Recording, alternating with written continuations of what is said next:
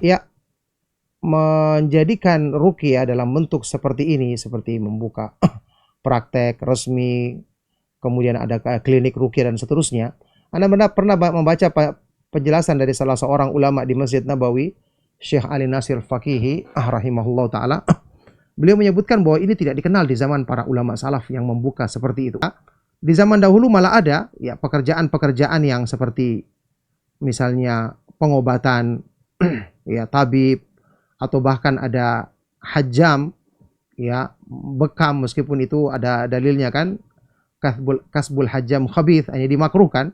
Pekerjaan tukang bekam itu tidak baik begitu ya, dimakruhkan.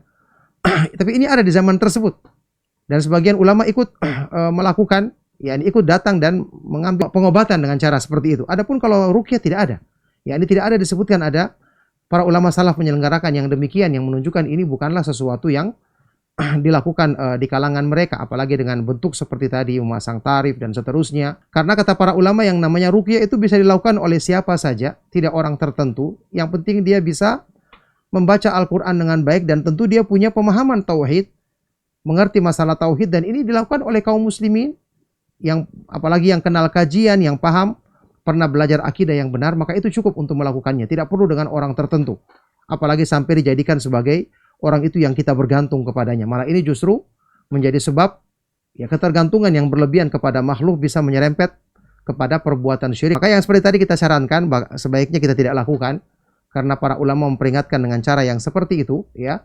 Kita berusaha untuk, ya kalau kita ingin bantu kaum muslimin, bantu saja tanpa perlu ada pasang tarif. Kalau seandainya dengan itu kita diberikan hadiah atau yang lainnya, maka kita terima.